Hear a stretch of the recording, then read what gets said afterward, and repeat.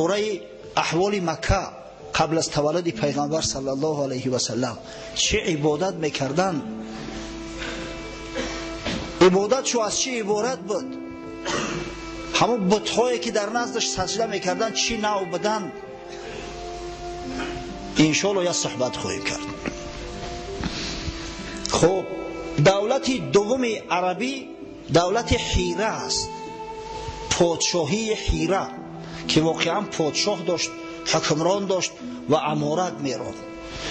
ما با شما صحبت کردیم که وقتی که در یمن سیل بسیار عظیم آمد و همون سد معریب خراب کرد، مردم مجبور شدن جلوی وطن کردن، خاصتا قحطانی ها، قوم بنی کهلان که از چند قبیله عبارت بدن و یک عده از همون قبایل به سوی عراق رهسپار شدند. این در زمانهای بود که دولت فارس ها دیگه تارمار شده بود و یگان دولت مستقل و مکمل باقی نمانده بود. از این خاطر برای عرب ها به آسانی میسر گشت در سرزمین بین دجله و فرات، در مکانی که تمدن های بسیار قدیمی را اثر گذرانده است، سکونت اختیار کنند، شهر بنا کنند، دولت داری خودشان درست کنند. پادشاهی فارس ها از عصر 6 قبل از میلاد شروع شده است. یک شخص بود با نام کوروش کبیر در سال 557 پیش از میلاد تمام حاکم و حاکمچه ها را استیلا کرد، در زیر تصرف خود در آورد و دولت فارس ها را تشکیل کرد و این دولت قوت گرفت. آهسته آهسته دولت های بسیار مقتدری که در اطرافش بودن از جمله میدیا، لیدیا، همه اینا را تصرف کرد، در زیر حکومت خود وارد نمود و کار به درجه رسید که دولت مقتدر بابل شکست داد، بابل ضبط کرد، گرفت. ما با شما گفتیم که بنی اسرائیل کوروش نجات داد.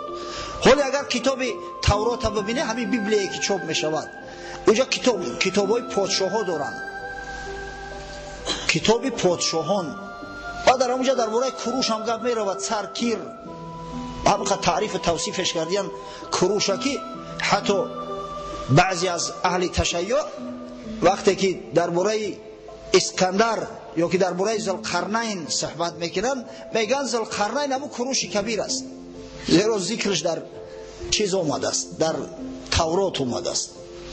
و این کوروش یک دولت مقتدری درست کرد. کوروش حتی دولت مصر را شکست داده بود، حقیقتا پادشاهی نامدار است. باری اول در تاریخ امپریای فارس ها را اساس گذاری نمود و این دولت با نام دولت هخامنشی ها یاد می شود و دولت بسیار اقتدارش بزرگ بود، بزرگترین دولت دنیا حساب می خورد تا زمان اسکندر مکدونی.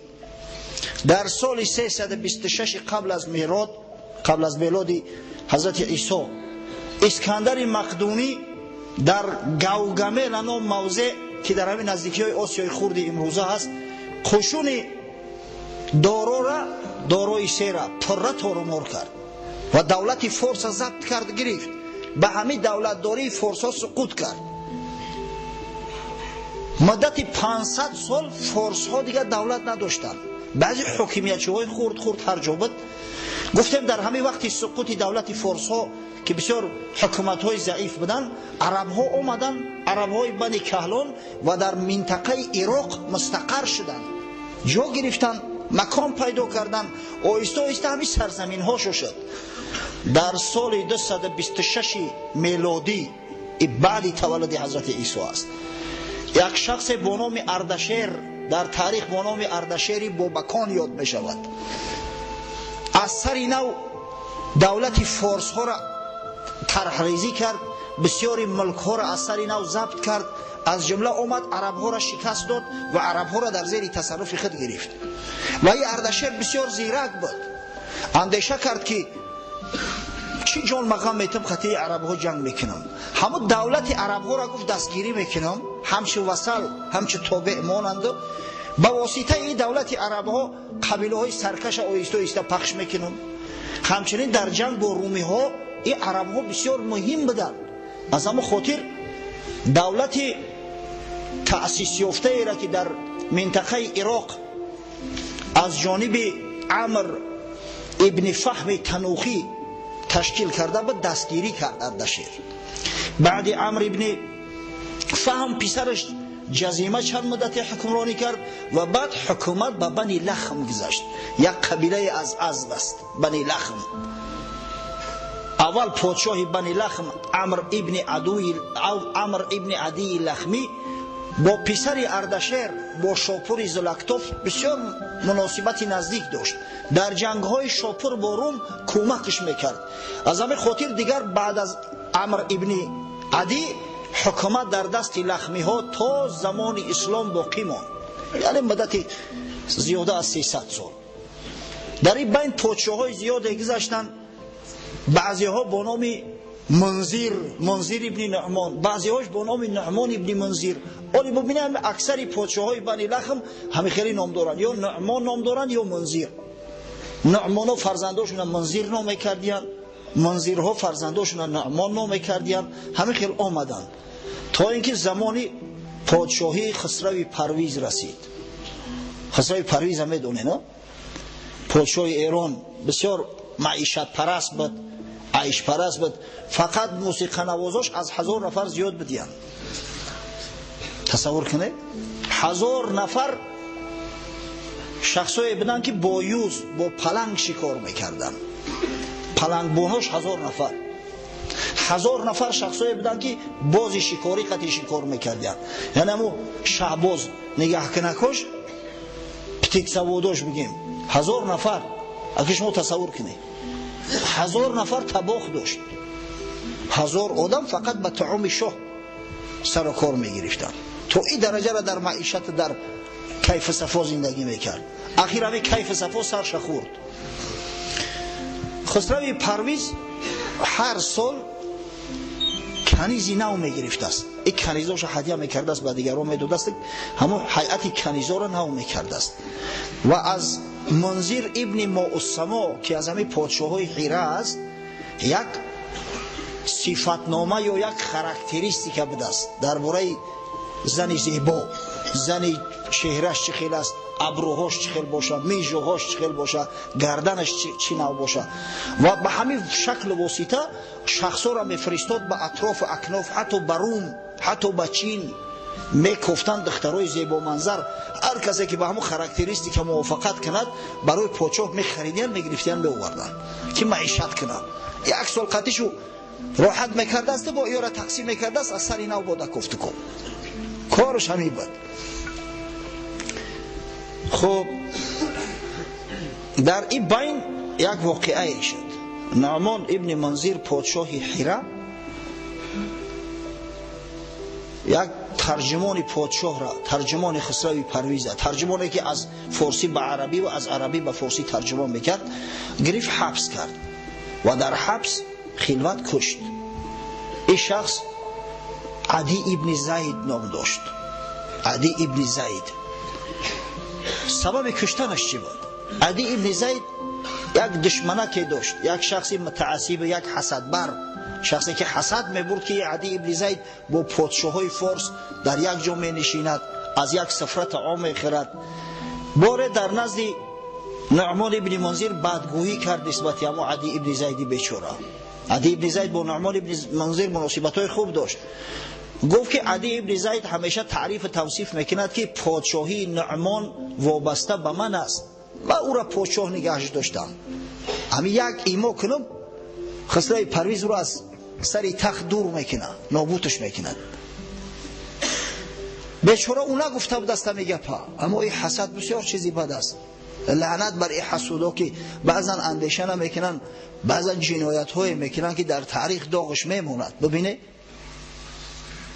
همین شخص ابن مقرین گفتن یک شخص است. ابن مقرین، عدی ابن مقرین. با عدی ابن زید حسد که داشته است، با واسطه همین حسد کاری کرد که نعمان ابن منذر به غضب اومد. وقتی عدی ابن زید نزد زن فرزندش اومد به حیره، هر سال 3 ماه رخصتیش میداد از پادشاهی ایران، پوسکش میداد است. می اومد است استراحت میکرده، با میرفت است پایتخت ایران تیسفون. بیچاره این دفعه بیاید که نعمان ابن منذر که خشم کرده بود گرفت در زندان انداختش. بعد فرمود در همون زندان بوقی کرده کشتنش. از همین حسد بسیار بسیار احتیاط کنی بچه‌ها. این نفس پلید یک خاصیت داره که بعضا شخص میخواهد یا نمیخواهد اما حسد، بغض و کینه در دل جوش میزند. او پیغمبران را خدای تعالی خودش محافظت میکرد از خشم و غضب و کینه و بغض، اما دیگر مردم محفوظ نیستند. بعضا حالتهای میشود که شیطان آدم را وسوسه میکند، بیهوده و بهوده نسبت یک برادر مسلمان حسد میبرد، بدگویی میکند، غیبت میکند. این بدترین خصلت است برادرای عزیز. وای به حال کسی که حسود است. این بیماری حسد تبابت شونده نیست. حسود با همون حسدش من براخیل میره با یک تبابت داره مرگ. حضرت مولوی قصه میکنه در مثنوی شریف، میگوید اون یکی از خشم مادر را بکشت، هم به زخم خنجر و هم ضرب مشت. اون یکی گفتش که از بدگوهری یاد ناوردی تا حق مادری، هین تو مادر را چرا کشتی بگو، او چی کرد آخر بگو ای زیشت خو.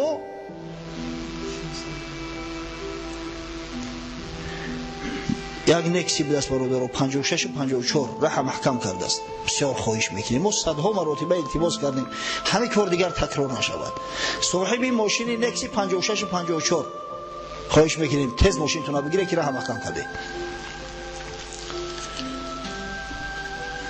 یک شخص مادرش میکشد، با یک کسی دیگر نصیحتش میکنه که آخه رود در گور تو حق مادریش پیش نظر نوردی، تو نخوا مادری مشتی پرتا بکشی، چرا کشتیش؟ گفت کار کرد کان آری وی است، کشتمش کین خاک ستاری وی است. این بدبخت گفت یک کار کرد که بسیار شرمندگی است، ایرا همون خاک اگر نپوشانش ایرا به هیچ وجه دیگه گناه ایرا پوشانده نمیشود. گفت آن کس را بکش ای محتشم، گفت پس هر روز مردی را کشم. این بدبخت گفت دایی برای شیطانی میکرد که انا فلان آدم بکش، انا فلان آدم اینا بایی به دولت شده است بکش. برای گپی ایشیده من هر روز یک کس بکشم خونی مردم دکلا بگیرم. کشتم او را رستم از خونهای خلق، نای او برم به هست از نای خلق. از او ده همین را بکشم یا برای جانم خلاص شود، این سبک نیست. به حضرت شرح میتوقی این کشتنی مادر اگر مادر به هر شکل نموده باشه ممکن نیست. اخی غرض از مادر چی است؟ حضرت شرح میتا میگه نفسی توست آن مادری بدخاصیت که فنای اوست در هر ناحیت. همون مادری بدبخت این همین نفسی پلیدی تای. برای همین انسان از نفسش نزدیکتر چی نیست. این نفس تا ای پدرت هم دوست میداری، از مادرت هم دوست میداری، از همه دوست میداری. قرآن که انم بدی و بدبختیت همه از حساب همین نفس است. هم بکش او را که بهر این دنی، هر زمان قصد عزیز میکنی. اگر تو این نفس نکشی، اگر تو این پیش رهی حسد تا نگیری، از دستی تو یک عزیز دیگه سالم نمیمونه. هر زمان قصد عزیز میکنی. از و این دنیای خوش بر توست تنگ، از پی او با حق با خلق جنگ. از روی همین نفسی پلیدت همین دنیای کشا در نظری تو اینقدر تنگ می شود. نه به حق درست میای به خدا، نه به خلق راست میگیری. ببینه تو گمانی که از فلان من کمترم، می فضایت کمتری بر اخترم. آخه 5 پنجه یک خیل نیست. بچه او هیچ کنه بده امروز فلان و بسمدان شده است، گفته این حسد آدم درون به درون می سوزونه. عدی ابن زیدش که یک صغیره فیسیم بود امروز ترجمانی خسروی پرویز شده است، گفته این بدبخت ابن مقرین تلخش کفیده است. خود حسد نقصان عیبی دیگر است، بلکه از جمله کمی ها کمتر است. آن ابو جهل از محمد ننگ داشت، از حسد خود را به بالا می گماشت. همین بدبختی ابو جهل هم بسیار دانشمند بود. این ابوالحکم تخلص داشت. ابوالحکم اصلا نامش عمرو است، ابوالحکمش میگفتن. هر دعوا و جنجال میشد است همین سفید میکرد است، همه رزبورو را همین حل میکرد. آدمای به عقل رزبورو حل میکنن، اما حسد این خیلی خرش کرد، احمقش کرد. آن ابو جهل از محمد ننگ داشت، از حسد خود را به بالا می گماشت. بوالحکم نامش بد بوجهل شد، ای بسا اهل از حسد نااهل شد. اخیر ابوالحکم ابو جهل شد. همیشه کوشش کردن در کار که واقعا حسد در همه هست، اما کوشش کردن در کار که سریره اما حسد با عقل، با فراست، با ایمان بگیری، نگذاری که از او یگان رفتاری بد واقع شود. از روی حسد است که بزی میکنن، از روی حسد است که کارهای ناجا و نادرست میکنن، از روی حسد است که آدم فروشی میکنن. همه می از حسد است. قصه کوتاه، عدی ابن زید در زندان نعمان ابن منذر هلاک شد. عدی یک پسر داشت با نام زید ابن عدی. ای بیچاره ای ترس جانش گرفت است، در حیره زندگی میکرد. نزد پادشاه اومد گریان و فغان کنان که پدر ما کشتن. اگه حجت دلیل هم نیست، ایره اثبات کرده هم نمیشه که چه مثلا نعمان ابن منذر کشت است. اگر بالفرض کشته باشه هم، اگه پادشاه ایران جایی که نعمان ابن منذر مانده است هیچ وقت پشتی یک ترجمان بیچاره را نمیگرفت، یا حکیم کلان ماندگی پشتی نمیگرفت. از اون خاطر بجای پدرش گرفت ترجمان تعیینش کرد، کار میکرد ترجمان. ولی بزرگان میگن دشمنت گر پشه باشد کمتر از فیلش مدان. همین دشمن اگر اندک کم باشد دشمن های جوش بیا زهر شوی چه کنه. زید ابن عدی نسبت نعمان ابن منذر یک کینه سختی، خیلی قصاصی پدرش در دلش هست. پدرش کشت است، هر کس هم باشد. وقتی که همون خاراکتریستیک را پیشنهاد کردن خسروی پرویز برای کنیز با سری صحبت اومده مکه. هر سال گفتیم خسروی پرویز همون موافق، یعنی همون خاراکتریستیک نوشتگی کنیز برای خودش جستجو میکرد. در دست زید ابن عدی همون خاراکتریستیک را داد. گرفت خوند باید که این چند نسخه کنده به هر گوشه و کنار فرستاد. گفت شاها من به همین شکل و صورت یک دختر میشناسم، به نهایت زیبا است، اما میترسم که پدرش نمیتده. گفت او کی به دست که من نمیدود است؟ ولی او شخصی که دخترش من نمیتد مادرش تولد نکرده است. کی است تو خودش؟ با گفت نعمان ابن منذر یک دختری دارد با نام حدیقه. آن همین شکل و صورتی که نوشته شده است در همین صفتنامه 100% همون موافقت میکنه، حتی عید خشروتر است. همینجا زید ابن عدی اندک دروغ گفت. بیچاره او حدیقه سبزینه بده است و او شکل موافقت نمیکرد، اما این زیرک میدونست که هیچ وقت پدرش حدیقه را نمیارد کنیز بده. کی میخواهد؟ شخصی که پادشاه است، سردار یک قبیله بنی لخم کلان است، او مگر راضی میشود که دخترش همچه کنیز پادشاه برای یک سال استفاده کنه با یک کس هدیهش کنه بره؟ هم میدونستی جوان مرگم که هیچ وقت نمیتشت، از همون خاطر خوف نداشت که حدیقه را ببینه و بگه که تو دروغ گفتی. گفتم دختر نعمان ابن منذر عیناً به همین شکل و صورت است. شاه در رو امر کرد مکتوب نویسه به نعمان ابن منذر که با مجرد رسیدن نامه من دخترت حدیقه را زود به پیش ما را بفرست. بیچاره نعمان ابن منذر در یک حالت غلطی، ای خدا چیکار کنم؟ مصلحت کرد، علاج نیافت، عذر خواهی کرد. آخه این تابع است، تابع پادشاه ایران است. خود پادشاه بود اما تابع پادشاه ایران است. مکتوب نوشت، خیلی عذر خواهی کرد، بعد در ضمن یک جمله را نوشت: این فی مهات العجم لمندوحة الامیر عن سودان العرب. معنیش چی است؟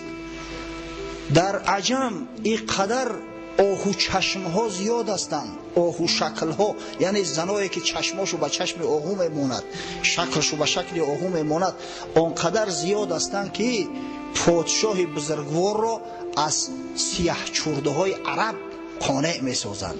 یعنی پادشاه ایران هیچ احتیاج به سیاه چرده های عرب نداره. این دخترها سیاه چرده اند، سبزینه اند، هیچ احتیاج نداره پادشاه. زید ابن عدی مکتوب خواند، همون جمله را خواند. با گفت نعمان ابن منذر بی‌ادبی کرده است. پادشاه گفت ترجمه که چی گفته است؟ شما ببینید اصلا مهن جمعش مهات گاوی یابایی و گاوی کوهی را میگن انتیلوپا بسیار چشمای زیبا دارد دیده. در زبان عربی همچنین مهان یا مهات گفته مادگاو هم میگن، یعنی گاوی ماده. این جوانمرد مادگاو ترجمهش کرد، گفت نوشته است که مگر همون مادگاوهای عجم برای تو کفایت نمیکند که تو سید زاده های عرب طلب میکنی؟ کلمه سودان این بیچاره به معنای از سواد گرفته است، سیاه یعنی سیاهک، مقصد سبزی نه، اما این سود به معنای سید هم میوید. ای گرفت سید ترجمهش کرد، یعنی گفت که همون مادگاوات برات کفایه است، تو چی سید زاده های عرب طمع میکنی؟ وقتی این را ترجمه کرد در نزد پاشا خون در سرش زد، گفت نعمان ابن منذر را بگیره بیاری. آخران پادشاهی حیره که هست برای همون قصهش مفصل آوردیستم. بیچاره دیگه در تشویش ماند، میدونست که اگر برم یگون بلا در گرفتار میکنم.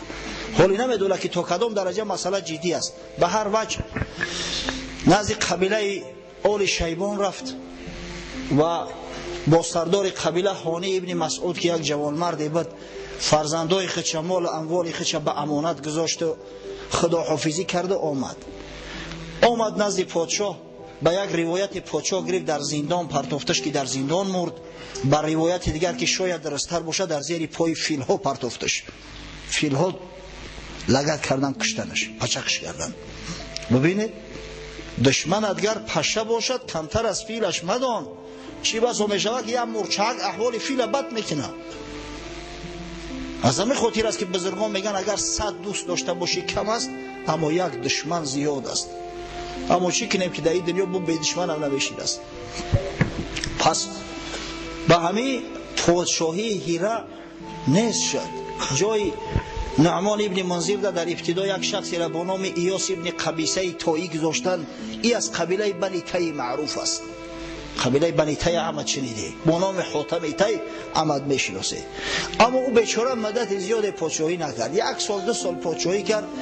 شکست خورد از امو هانی ابن مسعود. وقتی که خواستن زن و فرزندانی که را طلب کنن گیرن، اما حدیقه را خواستن که طلب کنن گیرن. او هانی ابن مسعود هم بسیار جوانمرد بود، از گفت این امانت است، من به شما تسلیم نمیکنم. برزه پادشاه ایران برخواست. در جنگ در یک موضع با نام زیقار نزد چاه زیقار بار اول در تاریخ عرب ها عجمی ها را شکست دادن، در همینجا مغلوب کردن. قشون ایاس ابن قبیسه تایی را که لشکرش از لشکر عجم عبارت بود. بعد از او دیگر پادشاه در هیره یک ایرانی را ماند با نام آزادبه ابن مردان بنداد. در همونجا دیگر پادشاهی کرد تا زمانی آمدن اسلام و تا زمانی آمدن خالد ابن ولید. و خالد ابن ولید همه او را چپگردان کرد.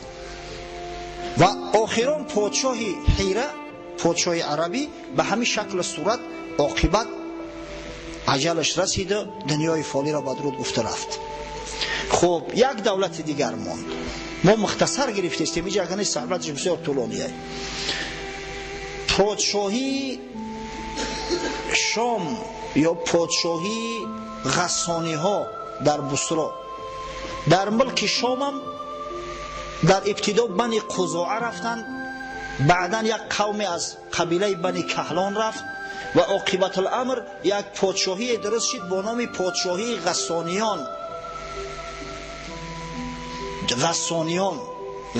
ها چندین پادشاه ها داشتند. امپراتورهای روم هم اینا را دستگیری میکردند، زیرا که هم سری قبیله های عرب میگرفتند که به ملک های روم هجوم نکنند، هم در جنگ بر ضد ایران اینا را استفاده میبردند. یک پادشاهی بود با نام بنی غسان، بسیار پادشاهی معروف است. مثلا همون قصه های میشود که ابو طالب به شام رفت یا فلانی به شام رفت، پادشاه بصره، همین پادشاه های عرب هستند بنی غسان. و بسیار مغرور و متکبر هم بودند، به حد مغرور و متکبر هستند که یکی از همه حاکم ها و شاه ها وقتی که مکتوب رسول الله صلی الله علیه و سلم گرفت که به اسلام دعوتش میکرد، گرفت مکتوب پاره کرد، و فرستاده رسول الله صلی الله علیه و سلم به قتل رسوندند. حارث ابن عمیر ازدی را یگانه فرستاده پیغمبر که به قتل رسید در همین بصره به قتل رسید. شرحبیل ذوالکلاع به قتل رسونده شد. آخرین پادشاه این سلسله غسانیه با نام جبله ابن ایهم در سال 13 هجری در زمان خلافت حضرت عمر ابن خطاب به دست حضرت عمر مسلمان شد. جبله ابن ایهم مسلمان شد. سال دیگه به نیت زیارت خانه خدا به مکه آمد. هنگام طواف خانه خدا اگه در اونجا همه ریدا میپوشند، همه ازار و ریدا داری دیگه، پادشاهی گدایی هیچ تفاوت نیست. یکی از عربهای پایلوچ بیچاره یک کمبغل ناخواست نوگی ریدای همین پادشاه را که به زمین آویزان به دست زیر میکنند. ریدا از تنش افتید. از خشم و غضب مردک پادشاه یاخی یک مشت بروی همون بیچاره زد. اگر دیگر زمان و دیگر عصر میشید که خیلی میگفتن اگه خدا حوالش به خدا بگذشته صلوات، اما این مسلمان میدونست که در عصر کی زندگی میکند. این میدونست که عهد عمر خطاب است، عمر عادل است، عمری که حتی قصاص مرچه را از شیر میگیرد، میگذارد که یک مسلمان در رز خانه کعبه لط و کوب کنن این بی جواب مونه. این عدل اسلام رو ببینه. اومد نزد حضرت عمر گفت یا امیر المؤمنین، پادشاه آل غسان جبله ابن ایهم یک مشت به یگان عذر در روم کفت. حضرت دعوتش کرد گفت یا جبله چه کاری کردگید؟ به تو شرم نداشتی؟ نه از خدا شرم داشتی نه از بندگان خدا شرم داشتی؟ این کاری تو اصلا از روی اسلام درست نیست و در اسلام تو باید مجازات شوی. گفت مجازاتش چی است؟ گفت صبر میکنی میستی اون مردک یک مشت در رود میزنه چه خیلی تو او را زده بودی، یا که شاید عذر خواهی کنی، اگر عذر تب پذیره به همه جانت خلاص. سبحان الله. گفت شما از پادشاه را من خیلی قصاص میستونه؟ آخه من پادشاه هم نخواه یک پایلوچ ما را بزنه یا که ما از او عذر خواهی کنیم، هیچ علاج دیگه نداره، نمیشه یه دست مش بتم جانم خلاص شود. گفت نه نمیشه جورا. اسلام است، در پیش اسلام همه برابرن. این اسلامی بزرگ به حد تاثیر کرده بود که شما اگر تاریخ اسلام رو ببینید که قسم به خدا آدم در تعجب میماند. پادشاهایی که از نامشون دنیا به لرزه می اومد، پادشاهایی که از هیبتشون دنیا می لرزید، چنان عدل داشتن، در عدل چنان قایم بودن که قسم به خدا در تعجب میمانید. ولی شما سیاستنامه نظام الملک بخونه ببینه، همون سلطان محمود غزنوی که قدر در دوره سویتی تنقیدش میکردن، سلطان محمود غزنوی که نامش پادشاه ها در تاج در نگین هاشو می نوشتن چقدر عدل داشت. این پادشاه های اسلام به شرافت اسلام چنان عدل های کردن که در تاریخ مثل افسانه واری مانده است، اگر چند حقیقت است. در تاریخ ما میخونده، من تا زیده یادم است درباره امپریای ترکیه عثمانی که پادشاهاش به حد غضب داشتیان، به حد سیاست داشتیان که اگر یگان وزیر گویا که گپ شونه نمیگرفته است، گپ نگیره اوسو، یگان وزیر اگر معقول شونه نمیشیده است، یک بند ابریشمیش میفرستادیان که مقصد خطا دور بکش. او وزیر درو میگرفته خطا دور میکشید است. تهمت میزنن قسم به خدا. در اسلام خودکشی حرامه، هیچ مسلمان ایران نمیکنه. نگی خانه سوخته در تاریخ می نوشته نمیره. اینا بگیره تاریخ عصرهای میانه در دوره سویتی همت خونده بوده. امپریای عثمانی را ببینه، ترکای عثمانی، ضبط کنستانتینوپل، این همی سفسطه ها زیاد است. اگر اونا اینقدر ظلم داشتن، هیچ وقت ملک اونو 500-600 سال ادامه نمیکرد. عاقبت ظلم پایدار نیست.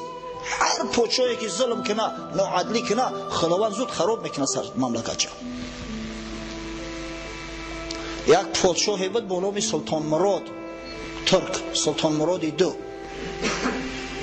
این شخص اروپا را در محاربه کوسوو تورمار کرد، بالکان را ضبط کرد، حتی که استرالیا را احاطه کرد. او زمان یک امپریای بزرگ بود استرالیا، امپریای استرالیا میگفتن. احاطهش کرد در در همون австрия در در وینا سپری خچ زد با صورت غالیب تمام اروپا در نزدش میلرزید. از ترس سلطان مراد دو یگان کشتی اروپایی به اجازه در بحر بیرون زمین حرکت کردن نمیتونست. محمد اقبال لاهوری صفت میکنه سلطان مراد که چی نوع پادشاهی داشت.